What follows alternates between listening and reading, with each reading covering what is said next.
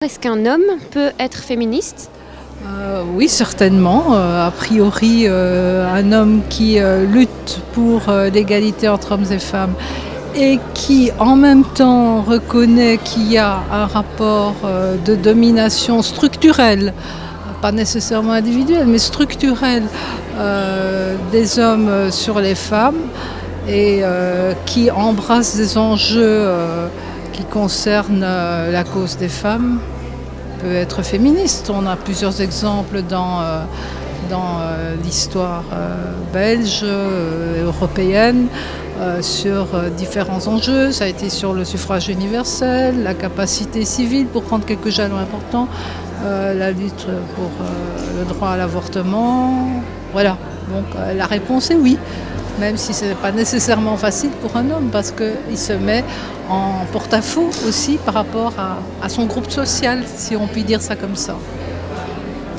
Pensez-vous que le féminisme, dans sa forme la plus radicale, puisse desservir la cause des femmes? Alors, ça dépend ce que l'on appelle sa forme la plus radicale.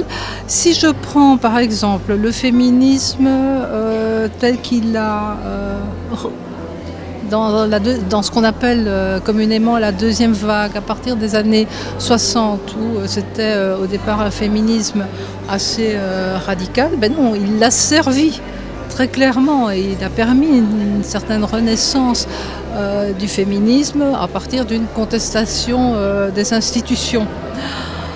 Maintenant, on peut penser à d'autres situations telles que les Femen. Ça dépend, je crois, des conjonctures en réalité. Ça peut desservir dans certains pays ou au contraire, ça peut faire une impulsion dans d'autres pays. Donc moi, je n'aurais pas une réponse claire et nette. Je crois que ça dépend fortement des conjonctures, des circonstances. Tactiquement, ça peut desservir à certains moments et à certains endroits. Pas d'égalité sans mixité. Est-ce que vous êtes d'accord avec cette affirmation? A priori, oui. Sauf que la question de la mixité n'est pas quelque chose qui va de soi comme ça.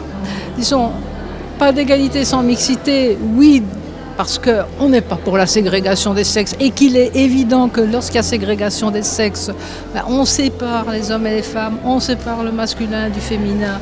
Et ce faisant, en réalité, on met les hommes en position de supériorité où le masculin prédomine sur le féminin. Donc en ce sens-là, certainement.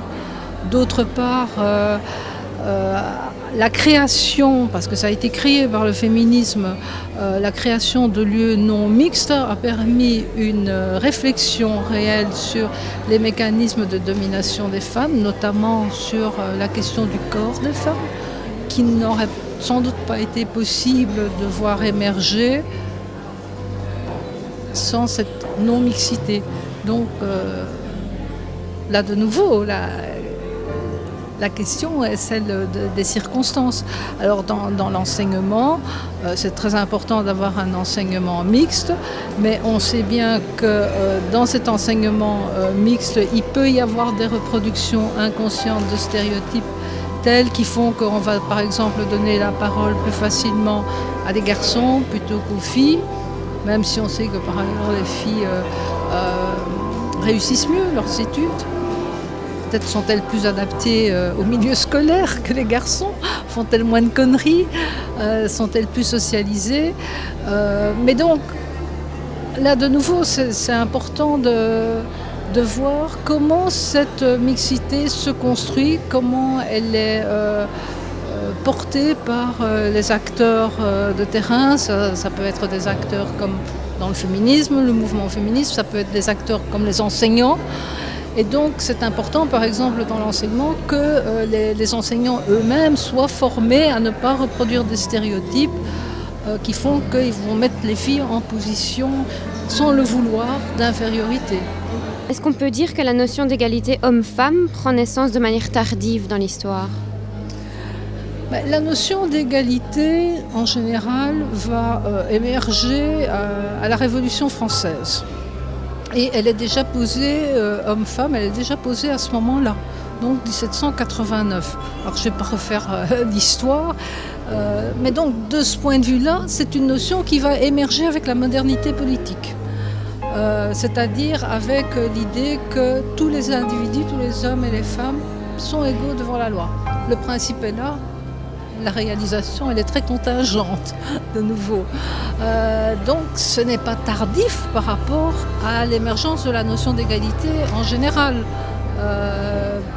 Par contre, ce qui est nettement plus tardif, c'est l'idée d'effectivité de l'égalité, le fait qu'il faut rendre cette égalité réelle, effective. Et donc ça va naître avec la notion de discrimination positive, donc de donner des droits compensatoires, pas catégoriels mais compensatoires aux femmes parce qu'elles ont été discriminées. Un exemple, par exemple, c'est les quotas en politique. Vous pouvez également avoir d'autres exemples, mais je veux dire l'égalité réelle, la réalisation de l'égalité, avoir des mécanismes qui la rendent effective. Là, on peut quand même dater les choses au plan international.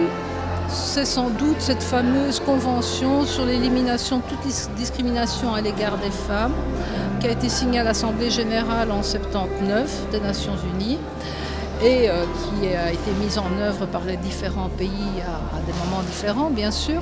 Et là, se pose la légitimité, dans un des articles, est vraiment posée la légitimité de prendre des mesures d'action positive ou de discrimination positive. En fait, c'est la même chose. Les anglo-saxons parlent d'action positive, les francophones de discrimination positive. Et c'est là que se pose vraiment la problématique de rendre cette égalité réelle. Celle-là est assez tardive si on y pense.